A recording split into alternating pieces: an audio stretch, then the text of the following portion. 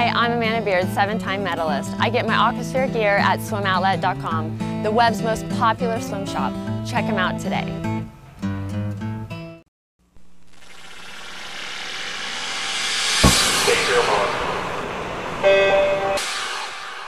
This is the Morning Swim Show for Thursday, October 6th, 2011. I'm your host, Peter Bush. In the Phoenix Monitor today, we'll talk to Ryan Sutter. Pop culture fans probably know him best as the last man standing on the first season of ABC's hit show The Bachelorette, but he's always been a heck of an athlete. He's now focusing on triathlons. Ryan Sutter joins us right now in the Phoenix Monitor from Vail, Colorado. Hey Ryan, welcome to the Morning Swim Show. How are you? I'm good, thanks. How are you? Good. So you're a firefighter right now, huh? That's right. You're obviously staying in great shape, but used to be a football player. Now you're doing some triathlon stuff. We've seen the video of you swimming, working on your technique. How's it going? It's getting better. It's a slow process, but sort of sticking with it and trying to get a few seconds here and there. It's harder than it looks, isn't it? Yeah. It's a challenging sport for sure. I mean, it's difficult because you can't just go harder and go faster. You have to get better at your technique. Is the only way you're going to get better at swimming, and that's where I struggle. I know you're working with Gatorade on this series of videos and getting into triathlons. How did you decide to go this route with your athletic career? I just needed an athletic focus.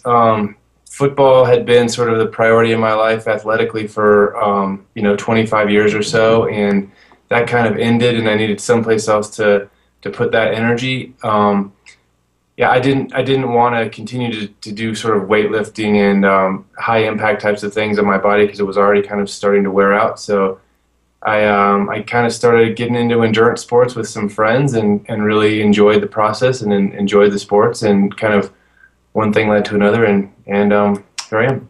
I know you had a shoulder injury when you were playing in the NFL. Does that affect you when you're swimming? No.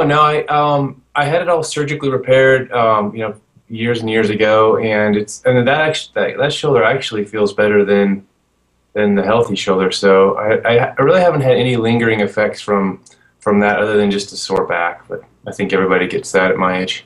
Okay, so what's the goal here for you? You're going to be doing specific events. Is there one in mind that's the ultimate goal? I've always been a little bit more drawn to the exterior races. That the distances seem to fit me a little bit better, and I like being on my mountain bike more than my road bike. But working with Gatorade this year, I've done a whole bunch of different ones. I did an international distance in Chicago and 3 or 4 Xterras. Let's see, I've got a half, a 70.3 coming up this weekend in South Carolina, a Rev 3, and then the New York Marathon sort of caps it off in October or November. So I kind of am doing a wide variety of them this year and sort of just taking one at a time because they kind of are coming kind of rapid fire, and then I'll see what I like the most and kind of incorporate those into next year's schedule. And in terms of the swimming part of it, how often do you train? What do you do? Where do you swim? In Vail, there's not a whole lot of open water swimming opportunities, so most of that comes in races. I swim 2 or 3 times a week now, which is up from what I used to do just at a local pool most of the time.